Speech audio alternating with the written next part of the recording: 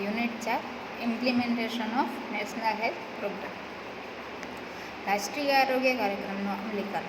ભારત દેશ આઝાદ થયો ત્યારબાદ કેન્દ્ર સરકાર દ્વારા આરોગ્યની સમસ્યાનું નિરાકરણ લાવવા માટે તેમજ લોકોના આરોગ્યનો સુધારો કરવા માટે કેટલાક રાષ્ટ્રીય આરોગ્ય કાર્યક્રમનું અમલીકરણ શરૂ કરેલ છે. આરોગ્ય કાર્યક્રમમાં જેને પૂરા દેશમાં એકસાથે અમલ કરવામાં આવે તે બધા કાર્યક્રમ રાષ્ટ્રીય આરોગ્ય કાર્યક્રમ તરીકે ઓળખવામાં આવ્યા અને આ દરેક કાર્યક્રમોનો પંચવર્ષીય યોજનામાં સમાવેશ કરવામાં આવ્યો. આ પ્રકારના રાષ્ટ્રીય આરોગ્ય કાર્યક્રમો આંતરરાષ્ટ્રીય સંસ્થાઓ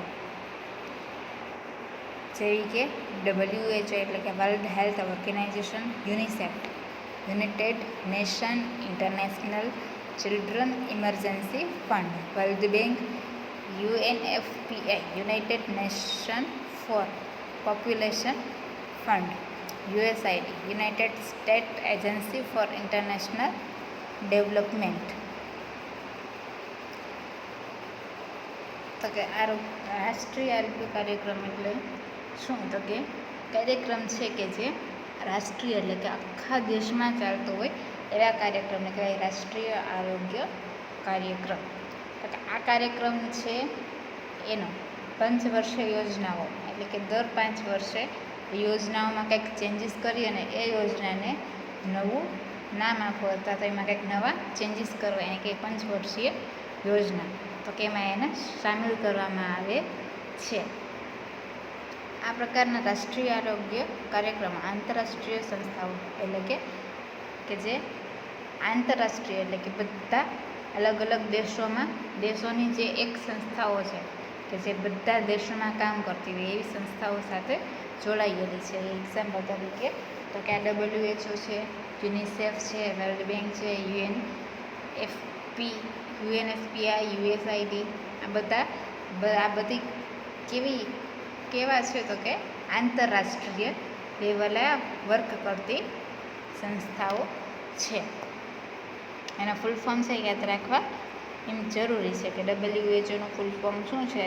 તો કે વર્લ્ડ હેલ્થ ઓર્ગેનાઇઝેશન, પછી યુનિસેફનું united nation international children emergency fund, world bank, UNFPA United nation for population fund, પછી USAID United state agency for international development. હાલમાં આપણા દેશમાં નીચે મુજબના કેટલાક રાષ્ટ્રીય કાર્યક્રમો ચાલે છે. તો કે આપણા દેશમાં છે કયા કાર્યક્રમો ચાલે છે? તો કે vector borne disease control program.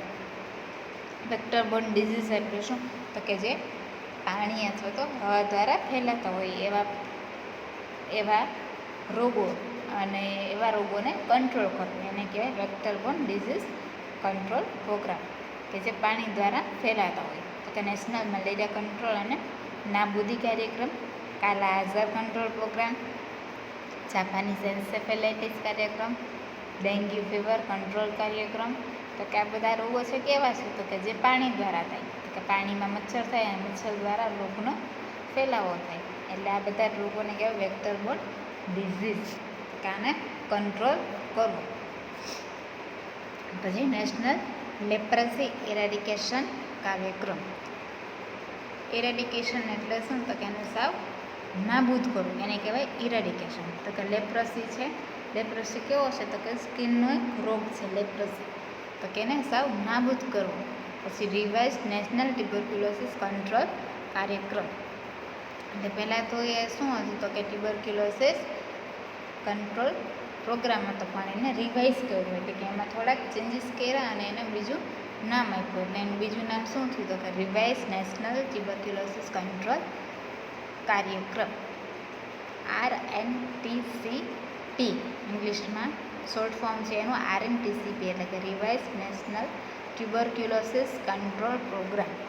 પછી national AIDS control programme.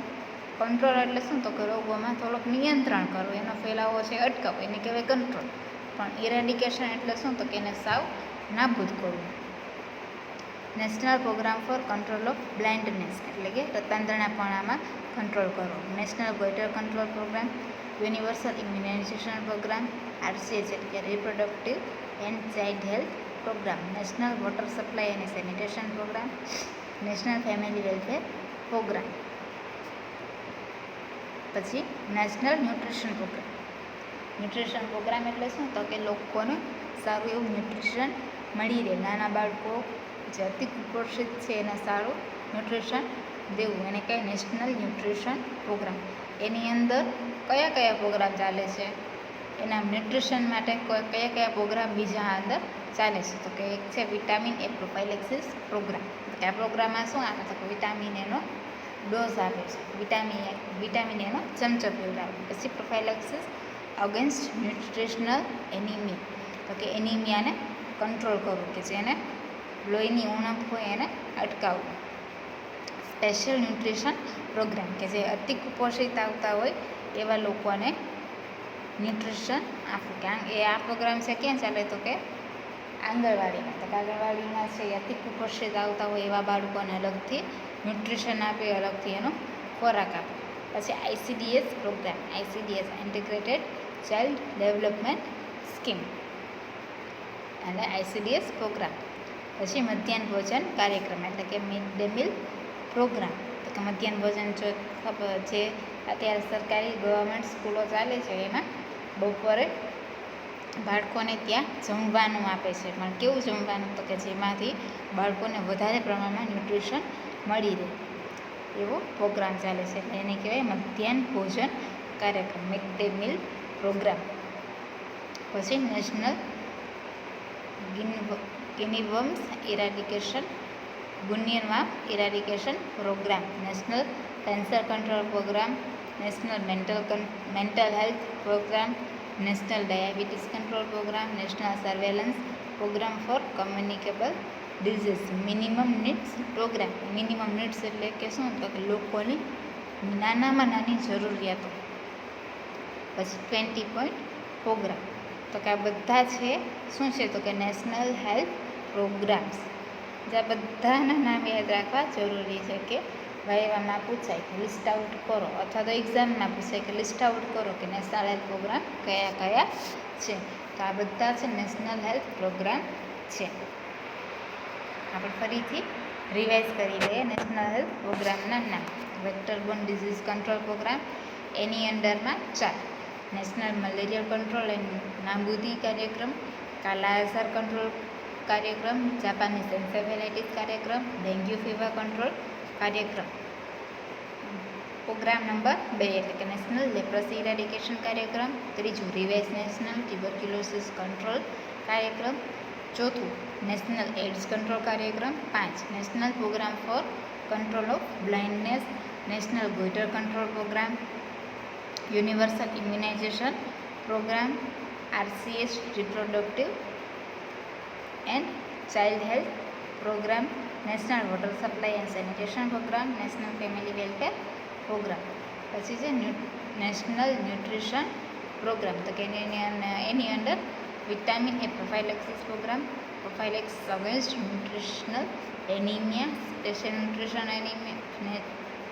Special nutritional programme, ICDS programme, મધ્યાહન ભોજન કાર્યક્રમ. 12મું નેશનલ ગુનિયનવાર્મ્સ ઇરાડિકેશન પ્રોગ્રામ. ગુનિયનવાર્મ્સ એટલે શું? તો કે કૃમિઓને નાબૂદ કરવી.